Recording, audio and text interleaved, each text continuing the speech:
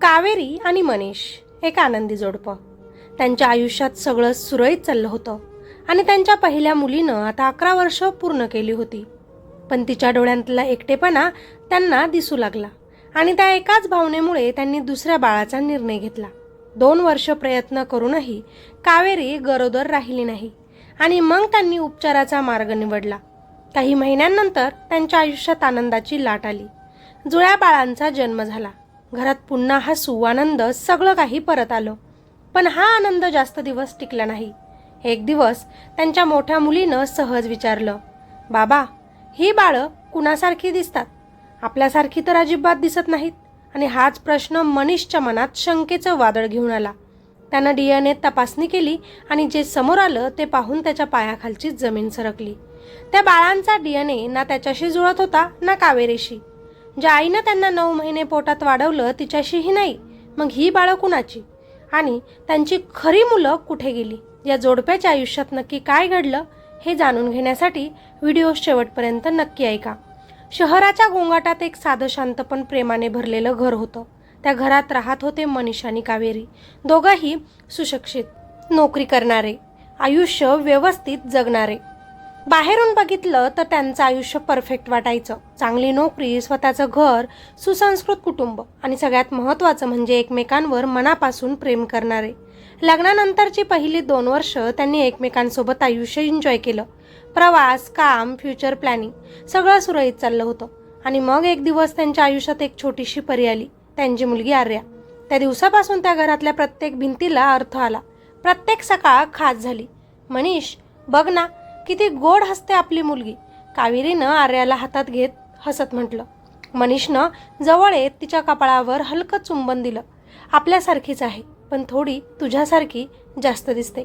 त्या क्षणी दोघांनाही वाटलं, बस, हेच आयुष्य हवं होतं आपल्याला. पण आयुष्य नेहमी भावना बघून चालत नाही.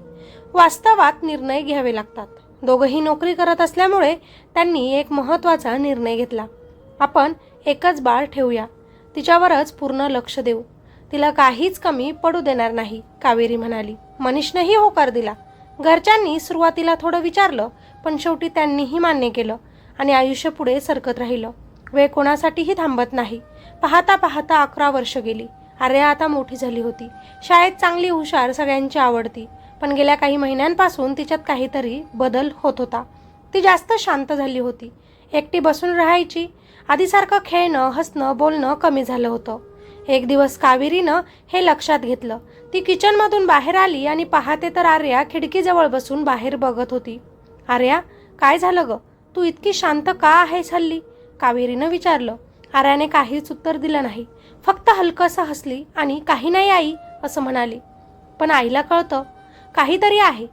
रात्री मनीष घरी आला तेव्हा कावेरीनं त्याला सगळं सांगितलं. मला वाटतं ती खुश नाही, काहीतरी मनात आहे तिच्या. त्या रात्री मनीष शांतपणे आर्याच्या खोलीत गेला. गुड नाईट म्हणायला आलो. तो हलकंसं हसतच म्हणाला. आर्या त्याच्याकडे बघत राहिली. तिच्या डोळ्यात काहीतरी होतं, एक रिकामेपणा. बाबा, मला काही विचारायचं आहे. विचार ना.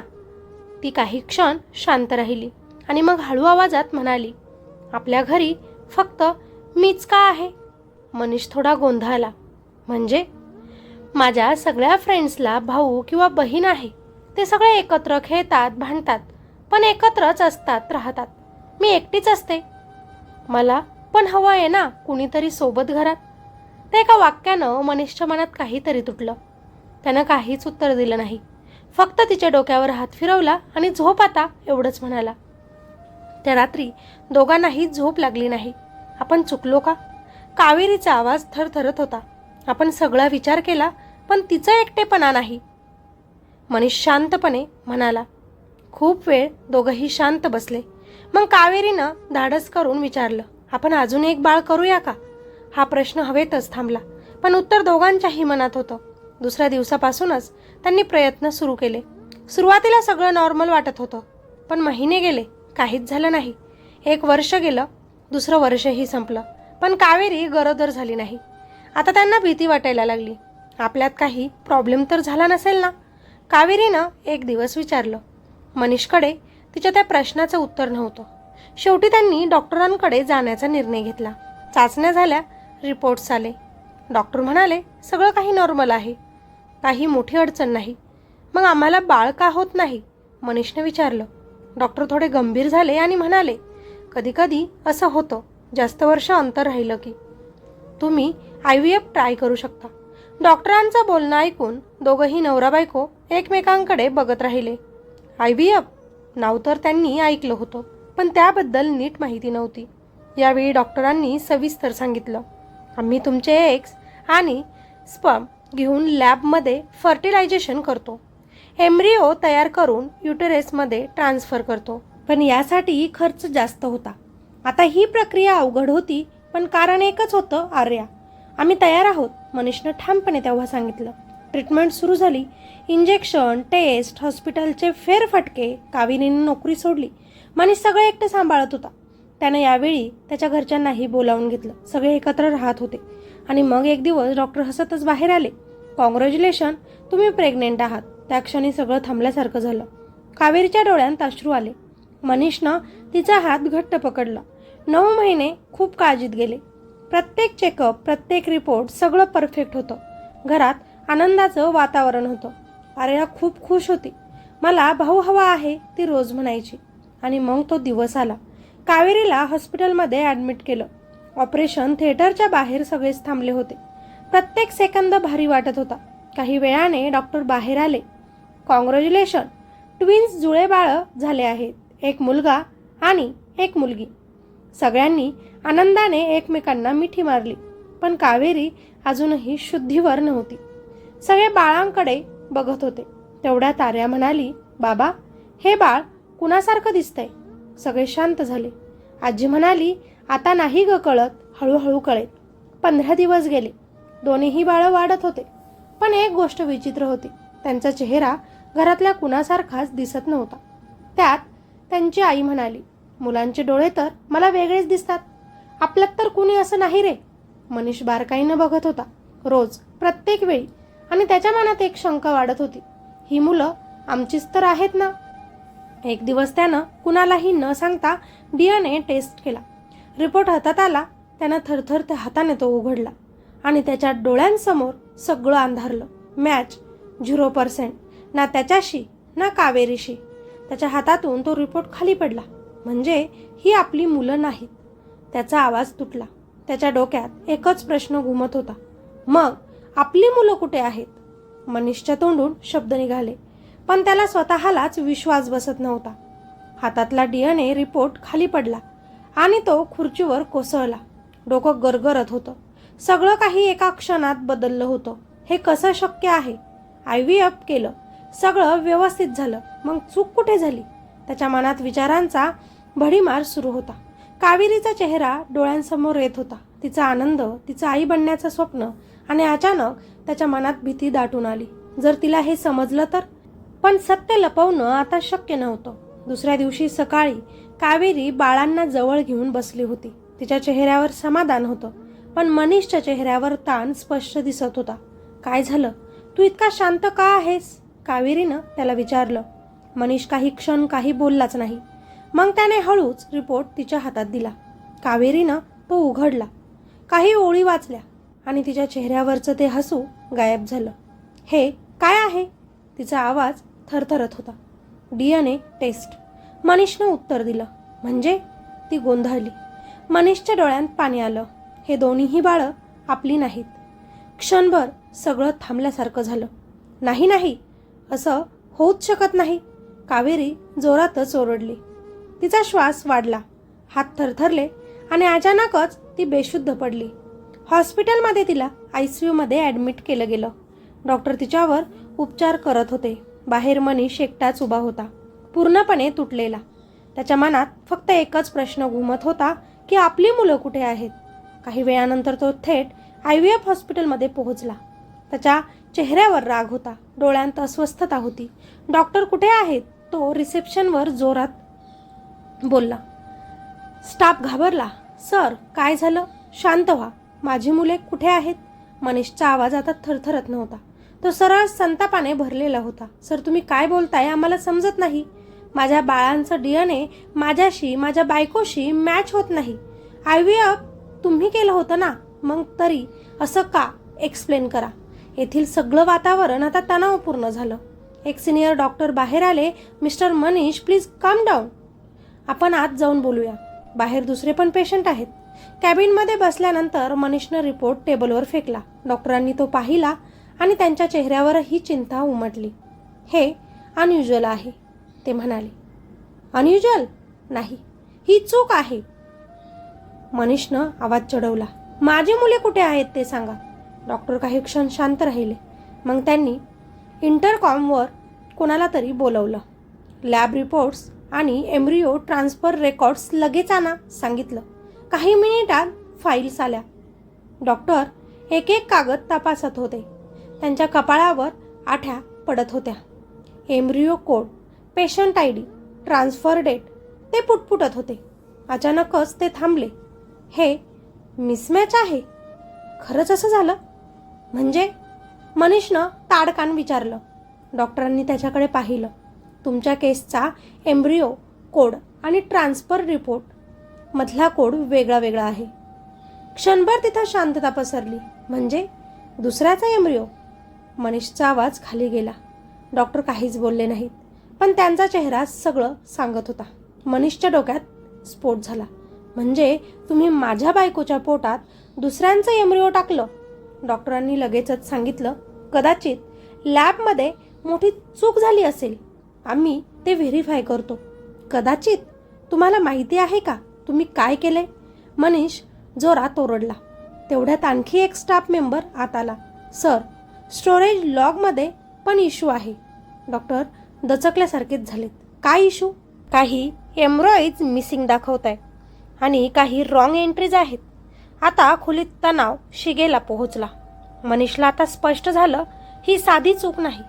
माझी मुलं कुठे आहेत? तो पुन्हा म्हणाला. कोणीच उत्तर दिलं नाही त्याला. त्या दिवशी संध्याकाळी हॉस्पिटलच्या एका बंद मीटिंग रूममध्ये काही सिनियर लोक बसले होते.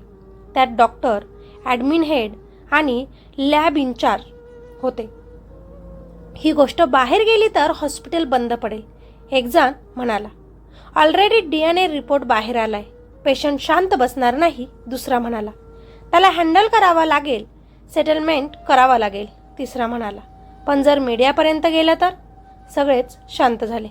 दुसऱ्या बाजूला कावेरी ICUमध्ये शुद्धीवर आली. तिचे डोळे हळूच उघडले. मनीष, ती हळू आवाजातच म्हणाली. तो लगेच तिच्या जवळ गेला. हो, मी इथेच आहे. आपली मुलं कुठे आहेत? तिच्या डोळ्यात अश्रू होते. मनीष काही क्षण शांत राहिला. मग तिचा हात घट्ट पकडत तिला म्हणाला, मी त्यांना शोधून काढेन. काहीही झालं तरी मी थांबणार नाही.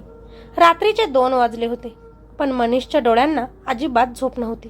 टेबलावर सगळे अहवाल, कागदपत्रे आणि दवाखान्यांची नोंदी पसरलेल्या होत्या. तो पुन्हा पुन्हा एकच गोष्ट पाहत होता.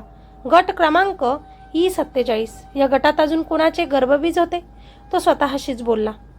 त्यानं लगेच संगणक उघडला आणि प्रजनन केंद्रातील सगळे संकेत, दिनांक आणि ओळख क्रमांक तपासायला सुरुवात केली. प्रत्येक तपशील तो जुळवत होता. अचानक त्याला एक ठराविक पद्धत दिसली आणि त्याचा श्वास अडकला. E47 गटात फक्त त्याचाच मामला नव्हता, अजून 3 जोडपी होती. म्हणजे चूक फक्त आपल्याबरोबरच नाही झाली. त्याच्या अंगावर काटा आला. दुसऱ्या दिवशी सकाळी मनीष पुन्हा दवाखान्यात पोहोचला. यावेळी तो शांत होता, पण आतून खूप ठाम. मला E47 गटाची सगळी नोंद पाहिजे. तो सरळ स्वागत कक्षावर म्हणाला. साहेब, ते गोपनीय आहे. कर्मचारी घाबरत म्हणाला. माझं आयुष्यही आता गोपनीय राहिलेलं नाही. मनीषचा आवाज थंड पण धोकादायक होता.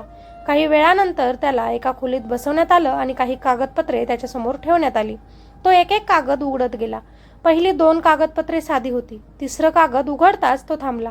राघव आणि स्नेहा कुलकर्णी, गर्भबीज क्रमांक E4702. मनीषच्या प्रकरणाचा क्रमांक होता E4701. त्याच्या कपाळावर घाम आला. पुढचं कागद आदित्य आणि पूजा मेहरा, गर्भबीज क्रमांक E4703 आणि शेवटचं अज्ञात. माहिती अपूर्ण, गर्भबीज क्रमांक E4704 अज्ञात. मनीषच्या मनात शंका अजून गडद झाली. तो सरळ डॉक्टरांच्या कक्षात गेला. मला या सगळ्यांचे संपर्क तपशील पाहिजेत, तो म्हणाला. डॉक्टरांनी नकार दिला, पण मनीषनं थेट सांगितलं, मी आता पोलिसांकडे जातो. मग काही क्षण शांतता पसरली आणि शेवटी डॉक्टरांनी तपशील देण्यास होकार दिला. त्या संध्याकाळी मनीषच्या हातात 3 पत्ते होते. दुसऱ्या दिवशी तो पहिल्या पत्त्यावर पोहोचला. कुलकर्णी कुटुंब. दरवाजा स्नेहाने उघडला. मी मनीष, मला तुमच्याशी प्रजनन उपचाराबद्दल बोलायचं आहे, तो म्हणाला. काही वेळात ते बैठक खोलीत बसले. तुम्ही उपचार करून घेतले होते का? मनीषनं विचारलं. हो, पण तुम्हाला कसं माहिती? स्नेहा गोंधळली. मनीषनं जनुकीय तपासणीचा अहवाल तिच्यासमोर ठेवला. तिने वाचायला सुरुवात केली आणि तिच्या चेहऱ्यावरचा रंगच उडाला. हे काय आहे? ती थरथरत म्हणाली. आमच्या बाळांचं जनुकीय जुळणं आमच्याशी होत नाही. मनीष शांतपणे म्हणाला. नाही, असं होऊ शकत नाही. ती पुटपुटली. तेवढ्यात एक छोटासा मुलगा धावत आला. आई. मनीषनं त्याच्याकडे पाहिलं आणि काही क्षणांसाठी वेळ थांबल्यासारखाच झाला. त्या मुलाच्या चेहऱ्यात काहीतरी ओळखीचंच होतं. हा तुमचा मुलगा का? मनीषनं तिला विचारलं. हो, स्नेहा म्हणाली. मनीषच्या मनात एक धक्का बसला. हा माझा मुलगा असू शकतो? त्यानं शांतपणे विचारलं. तुम्ही जनुकीय तपासणी केली आहे का? नाही, स्नेहा म्हणाली. करा मग, सत्य काही वेगळं असू शकतो, तो म्हणाला. तिथून बाहेर पडताना मनीष पूर्णपणे हादरलेला होता. जर हा मुलगा त्याचा असेल तर त्याची खरी मुलं वेगवेगळ्या घरात आहेत. त्याच दिवशी तो दुसऱ्या पत्त्याकडे गेला. आदित्य मेहरा. तो तिथे पोहोचला आणि दरवाजा उघडताच तो थबकला. घरात पोलीस होते. वातावरण पूर्ण तणावपूर्ण होतं. मनीष आत पाऊल टाकताच सगळ्यांच्या नजरा त्याच्याकडे वळल्या. तुम्ही कोण? अधिकाऱ्यानं विचारलं. मी मनीष, त्या फसव्या उपचार रुग्णालयाचा रुग्ण, तो म्हणाला.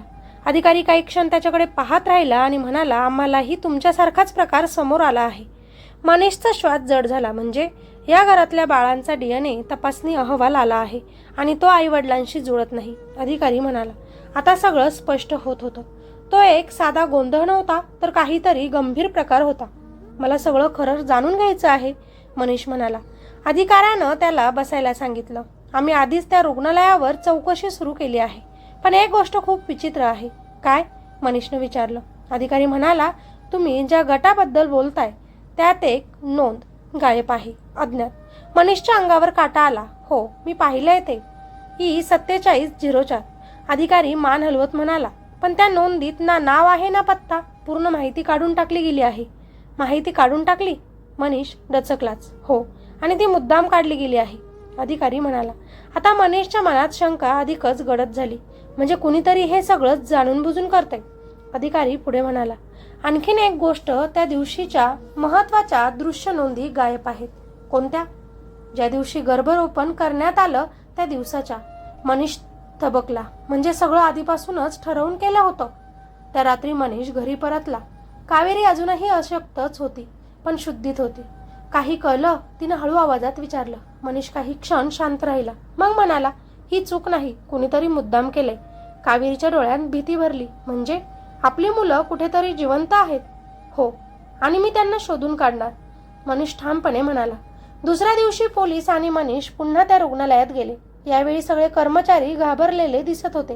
प्रयोगशाळा प्रमुख कुठे आहे? अधिकाऱ्यानं विचारलं. साहेब, तो आज आला नाही. का? माहीत नाही. अधिकाऱ्यानं लगेच आदेश दिला, त्याचा पत्ता शोधा. काही तासांत पोलीस त्या प्रयोगशाळा प्रमुखाच्या घरी पोहोचले, पण दरवाजा बंद होता. दरवाजा तोडून आत गेले आणि आत जे दिसलं ते पाहून सगळे थबकले. घर पूर्ण रिकामा होतं. कपाट उघडं, कागदपत्र गायब, संगणक नाही. जणू तो रातोरात पळून गेला होता. त्याला सगळं माहिती होतं, अधिकारी म्हणाला. मनीषचा राग आता शिगेला पोहोचला होता. माझी मुलं कुठे आहेत ते मला पाहिजे, तो ओरडला. दरम्यान रुग्णालयातून एक मोठी माहिती समोर आली. साठवलेल्या गर्भपेशीच्या नोंदीत काही गर्भरोपण झाले असं दाखवलं होतं, पण त्या जोडप्यांची नोंदच नव्हती. म्हणजे त्या गर्भपेशी कुठेतरी दुसरीकडेच वापरल्या गेल्या, अधिकारी म्हणाला. कुठे? मनीषनं विचारलं. अधिकारी काही क्षण शांत राहिला आणि म्हणाला. कदाचित बेकायदेशीर व्यवहारात. हा शब्द ऐकून मनीषच्या पायाखालची जमीन सरकली. तुम्ही म्हणताय माझी मुलं विकली गेली असतील? त्याचा आवाज तुटला. अधिकारी म्हणाला. आम्ही अजून खात्रीनं सांगू शकत नाही, पण शक्यता आहे. त्या रात्री मनीष पूर्णपणे तुटला होता. तो आपल्या मुलीच्या खोलीत गेला. ती शांत झोपलेली होती. तुला भाऊ किंवा तुला बहीण हवी होती ना, तो हळू आवाजात म्हणाला. मी त्यांना आणीन, काहीही झालं तरी. त्याच्या डोळ्यात अश्रू होते, पण मनात ठाम निर्धार होता. सत्य शोधायचं. दुसऱ्या दिवशी सकाळी पोलीस ठाण्यात एक फोन आला. साहेब, प्रयोगशाळा प्रमुख कुठे आहे याचा मोगावा लागलाय. अधिकारी सावध झाला. कुठे? शहराबाहेर. एका जुन्या गोदामात. लगेच पोलीस पथक तिथे पोहोचले. दरवाजा हळूच उघडला गेला. आत अंधार होता. सगळे सावधपणे पुढे सरकले आणि अचानकच आवाज आला, थांबा. सगळे थबकले. समोर प्रयोगशाळा प्रमुख उभा होता. त्याच्या चेहऱ्यावर भीती होती, पण डोळ्यांत काहीतरी दडलेलं होतं. मला काहीच माहिती नाही, तो म्हणाला. अधिकारी पुढे गेला. मग पळालास का? तो शांत राहिला. मनीष त्याच्या समोर गेला. माझी मुलं कुठे आहेत? काही क्षण तो गप्प राहिला आणि मग हळूच म्हणाला, तुम्हाला वाटतं हे सगळं फक्त माझ्यामुळेच झालंय? मनीष दचकलाच. म्हणजे? तो म्हणाला. प्रयोगशाळा प्रमुख हलकसा हसला. तुम्ही अजूनही खऱ्या लोकांपर्यंत पोहोचलाच नाहीत. मनीष त्याच्याकडे रागाने पाहत होता. सांग, माझी मुलं कुठे आहेत? त्याचा आवाज थरथरत होता. प्रयोगशाळा प्रमुख शांतपणे म्हणाला, तुम्ही अजूनही समजताय की हे फक्त रुग्णालयातलं प्रकरण आहे, पण खरा खेळ त्याच्या खूप पुढे आहे.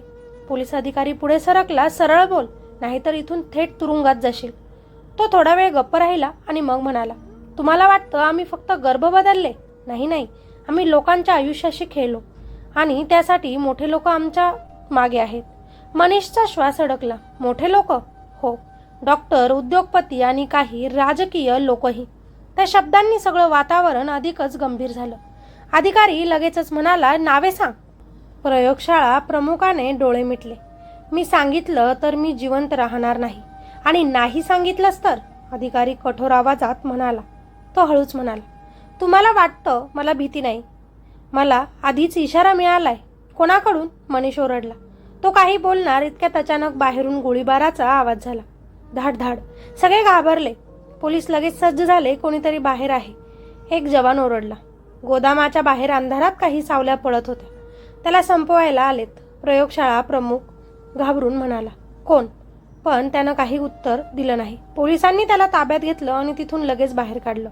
मनीषच्या मनात आता एकच विचार चालू होता, हे फक्त रुग्णालय नव्हतं, हा एक मोठा कट होता. दुसऱ्या दिवशी पोलीस ठाण्यात प्रयोगशाळा प्रमुखाची चौकशी सुरू झाली.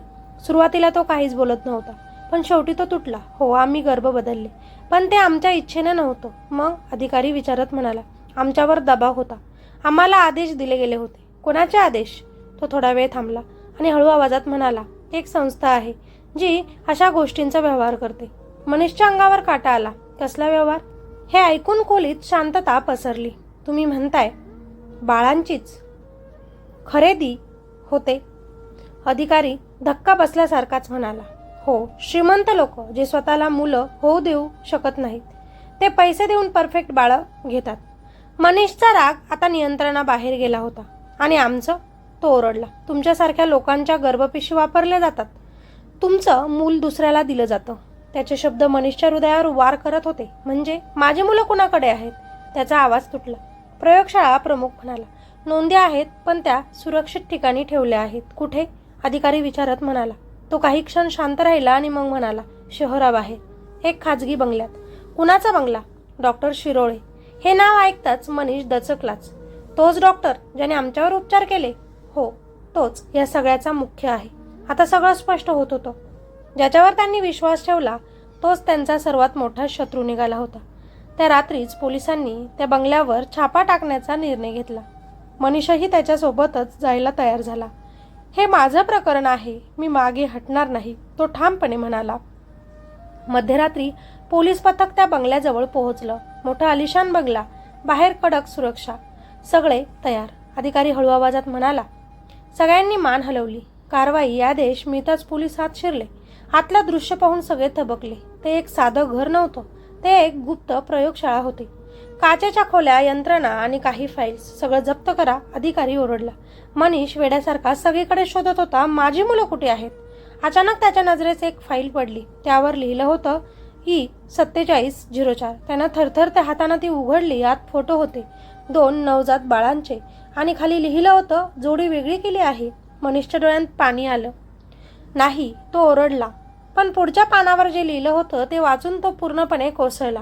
एक बाळ शहरातील श्रीमंत कुटुंबाकडे तर दुसरं अज्ञात ठिकाणी पाठवण्यात आलं. अज्ञात? तो फुटफुटला.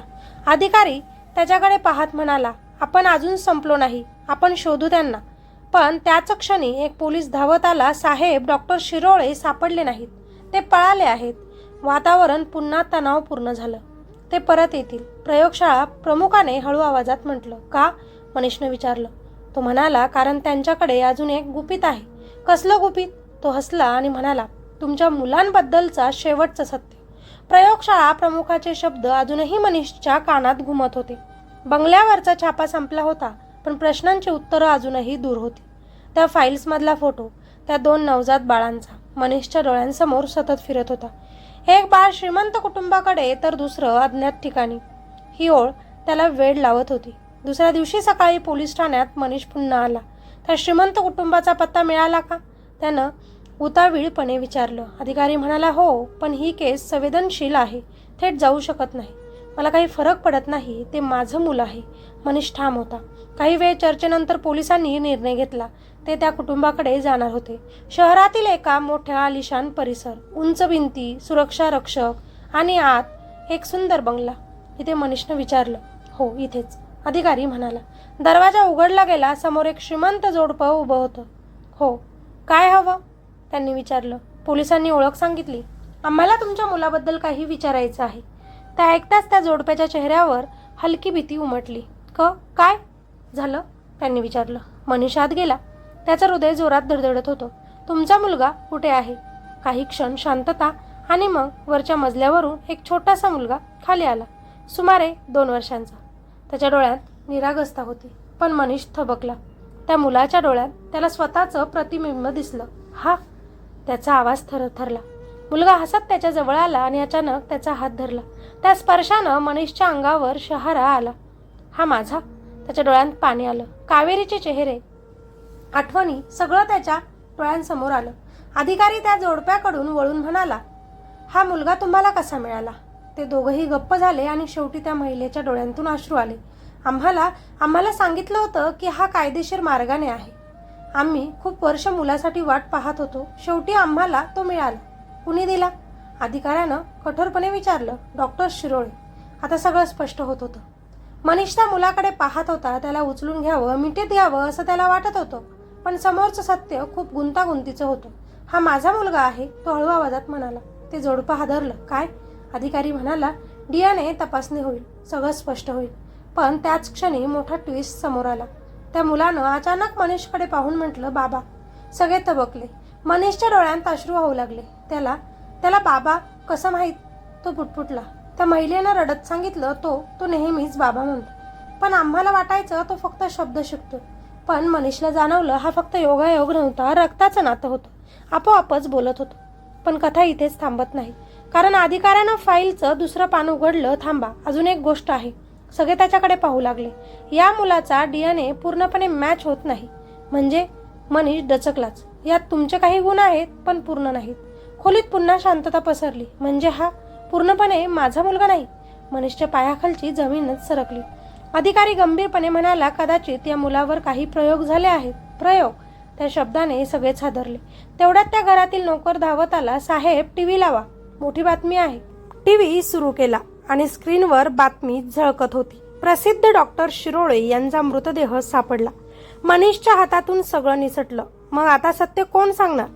त्याच्या डोळ्यात फक्त एकच प्रश्न होता आणि उत्तर अजूनही अंधारात होती. त्याच्या हातात अजूनही त्या मुलाचा लहानसा हात होता. तो त्याच्याकडे पाहत होता. बाबा. त्या एका शब्दाने त्याचं मन तुटतही होतं आणि जुळतही होतं. पण अधिकाऱ्यानं त्याला वास्तव्यात आणलं. मनीष, अजून एक बाळ आहे तुमचं. आपल्याला त्याचाही शोध घ्यायचा आहे. मनीषनं डोळे पुसले आणि ठामपणे म्हणाला, हो, काहीही झालं तरी.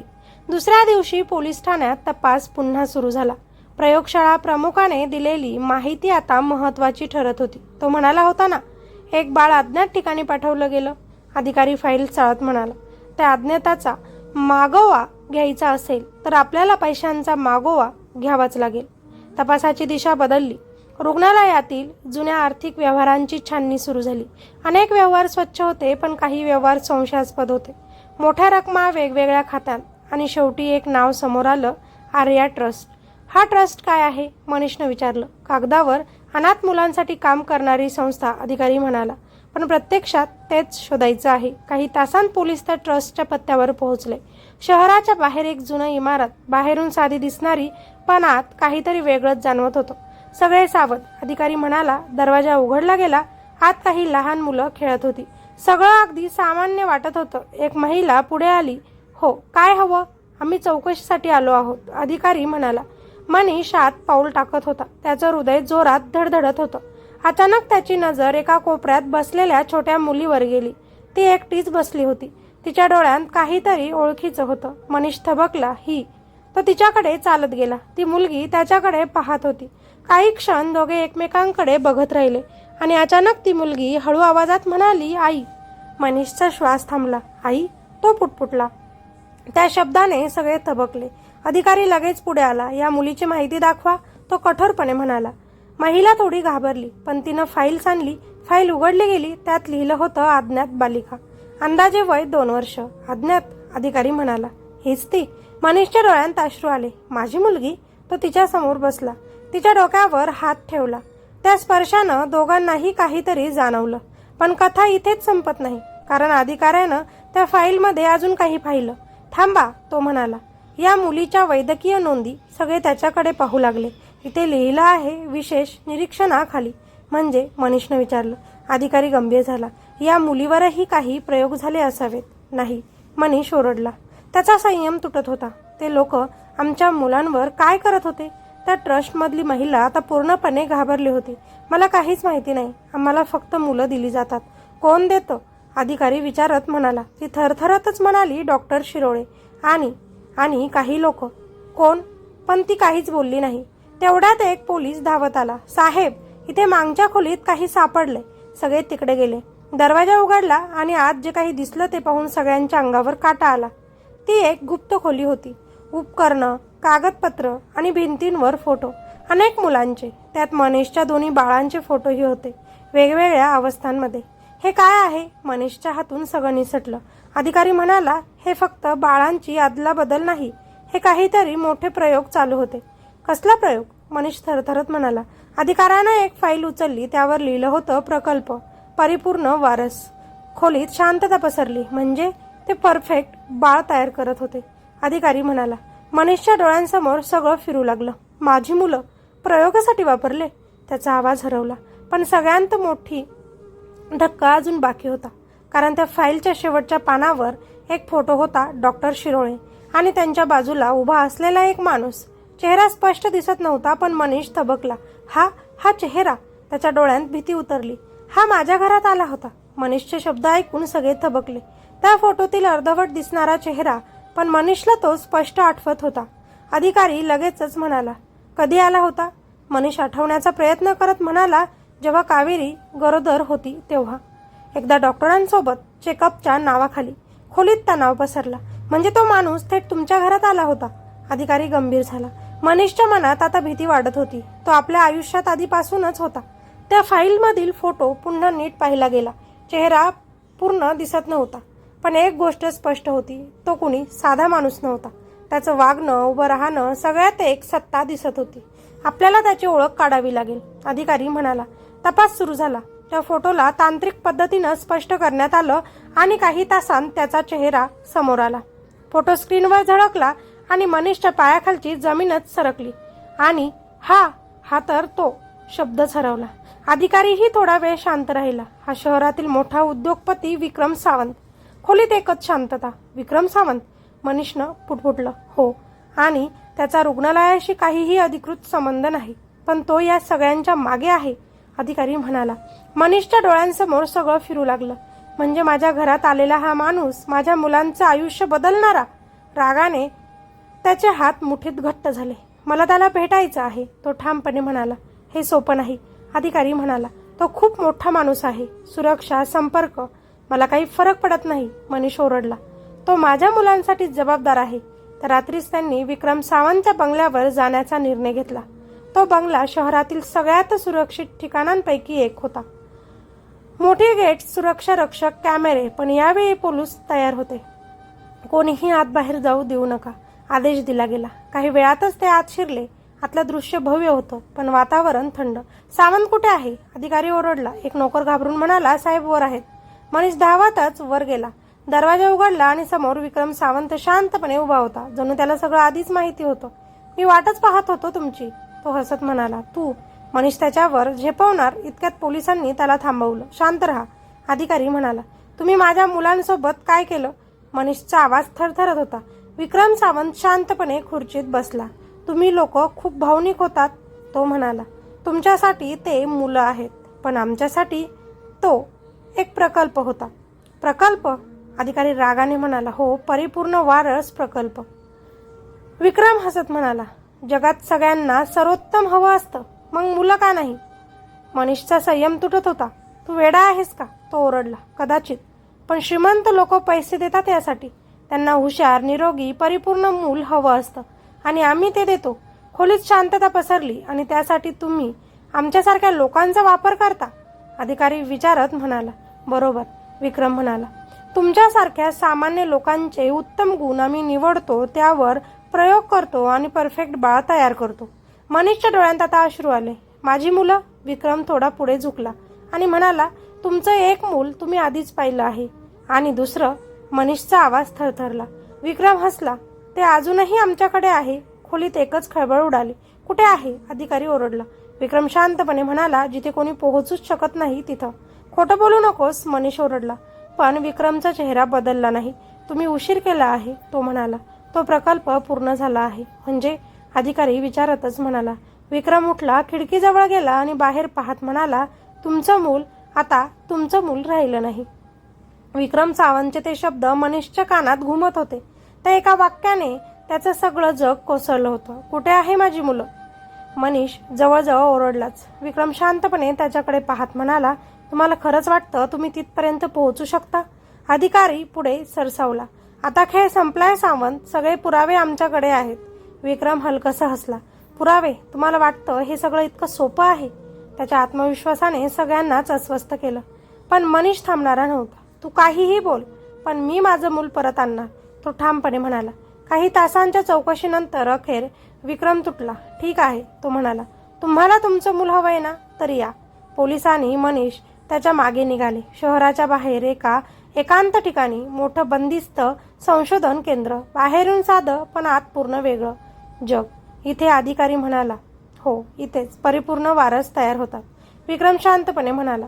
दरवाजा उघडला गेला. आत अत्याधुनिक यंत्रणा, काचेच्या खोल्या आणि काही मुलं, वेगवेगळ्या वयाची, पण सगळ्यांच्या डोळ्यात एक विचित्र शांतता.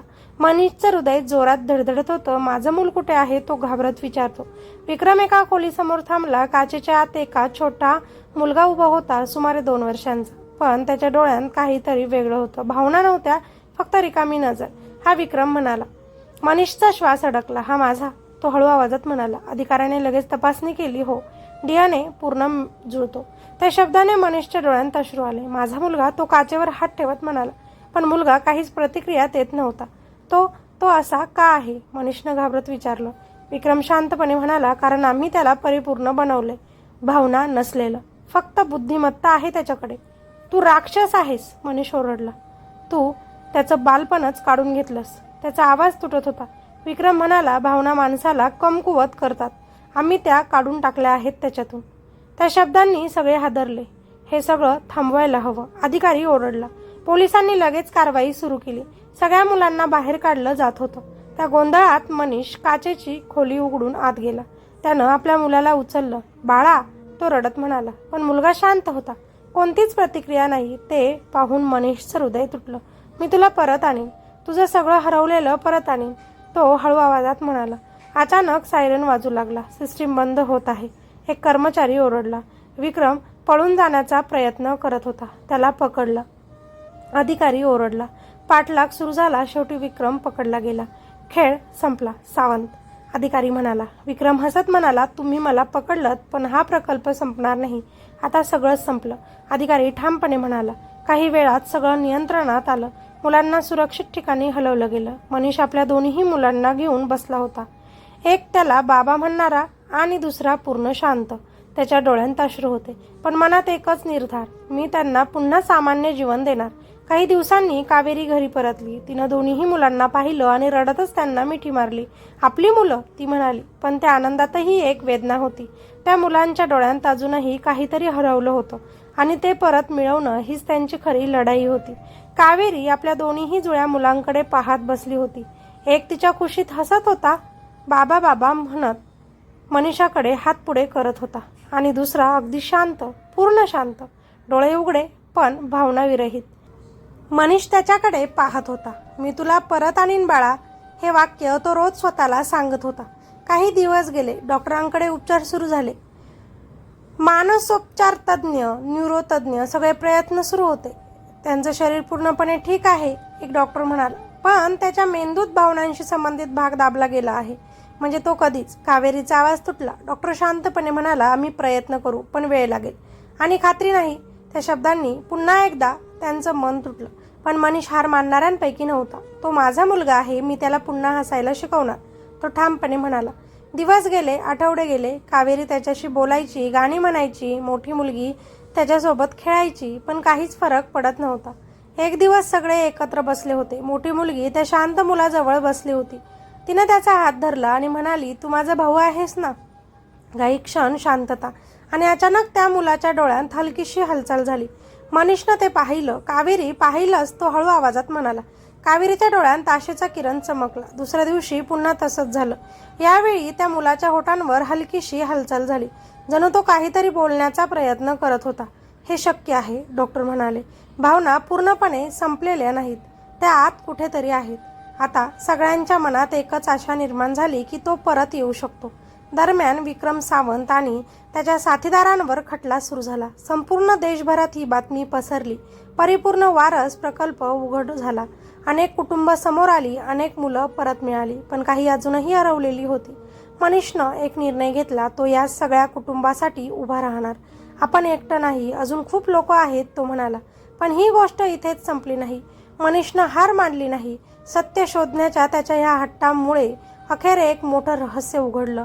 ज्या जुळ्या मुलांना कावेरीनं जन्म दिला, त्यांचे खरे आईवडीलही शोधले गेले. अनेक कुटुंबांचं आयुष्य उद्ध्वस्त करणाऱ्या त्या चुकीच्या खेळामागचं सत्य समोर आलं. आणि फक्त मनीषच्या धाडसामुळे, चिकाटीमुळे आणि आपल्या मुलांसाठीच्या प्रेमामुळे हे शक्य झालं. ज्यांनी आपली मुलं गमावली होती त्यांना त्यांचा हक्क परत मिळाला.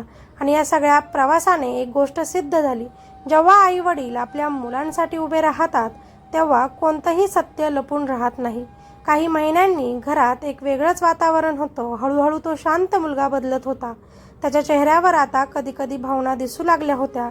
आणि एक दिवस सगळंच बदललं. कावेरी त्याला खाऊ घालत होती. तो शांत बसला होता आणि अचानकच त्यानं तिच्याकडे पाहिलं आणि हलक्या आवाजातच तो म्हणाला, आई. त्या एका शब्दाने घरातला प्रत्येक जण थबकला. कावेरीच्या डोळ्यांतून अश्रू वाहू लागले. पुन्हा मन बाळा, ती रडत म्हणाली. आई, त्यांना पुन्हा म्हटलं. मनीषच्या डोळ्यांतही अश्रू होते. तो परत आलाय, तो पुटपुटला. मोठी मुलगी धावत आली आणि त्याला मिठी मारली. माझा भाऊ. त्या दिवशी त्या घरात खरंच पूर्णत्व आलं.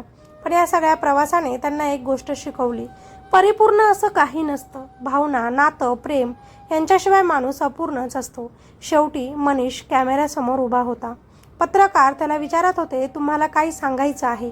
तो शांतपणे म्हणाला, मुलं ही प्रोजेक्ट नसतात, ती भावना असतात. आणि ज्यांनी त्यांच्यावर प्रयोग केले त्यांनी माणुसकीच मारली. काही क्षण शांतता आणि मग तो पुढे म्हणाला, पण प्रेम सगळं परत आणू शकतं. मुलंही फक्त आपली स्वप्न पूर्ण करण्यासाठी नसतात, ती स्वतः एक जग असतात. आजच्या धावपळीच्या आयुष्यात आपण करिअर, पैसा, स्थिरता यासाठी खूप काही करतो, पण कधीकधी त्या सगळ्यात आपण मुलांच्या भावना विसरतो. मुलाला फक्त सुविधा नाही तर सोबत हवी असते. एकटेपणा हा दिसत नाही पण आतून खूप तोडतो. त्यामुळे पालकांनी काय लक्षात ठेवावं? मुलांशी रोज संवाद साधा, फक्त अभ्यास नाही. त्यांच्या मनात काय चाललंय ते ऐका. त्यांना भावनिक आधार द्या. आम्ही आहोत तुझ्यासाठी हे जाणवू द्या. दुसरं बाळ होऊ द्यायचा निर्णय घाईत किंवा गिल्टमधून घेऊ नका. विचारपूर्वक घ्या. वैद्यकीय उपचार जसे की IVF करताना पूर्ण माहिती, योग्य डॉक्टर आणि विश्वासार्ह ठिकाण निवडा. कधीही शॉर्टकट किंवा शंका निर्माण करणाऱ्या गोष्टींवर विश्वास ठेवू नका. कागदपत्र, प्रक्रिया आणि उपचार याबाबत जागरूक राहा. जर तुमच्यासोबत असं काही घडलं तर तुम्ही काय कराल? खाली कॉमेंटमध्ये नक्कीच सांगा. ही माहिती तुम्हाला आवडली तर नक्कीच या व्हिडिओला लाईक करा. आणि हो, ही कथा पूर्णपणे काल्पनिक आहे. यातील पात्र, घटना आणि प्रसंग हे केवळ मनोरंजन व जनजागृतीच्या उद्देशानं तयार केलेले आहेत. या कथेमधून समाजात जागरूकता निर्माण करणे, पालकांना योग्य निर्णय घेताना सावध राहणे आणि वैद्यकीय प्रक्रियांबाबत माहितीपूर्ण दृष्टिकोन ठेवणे हा एकमेव हेतू आहे. याचा कोणत्याही व्यक्ती, संस्था किंवा घटनेशी प्रत्यक्षात संबंध नाही. जागरूक रहा, सुरक्षित रहा. बाकी व्हिडिओ आवडला असल्यास लाईक करा. धन्यवाद.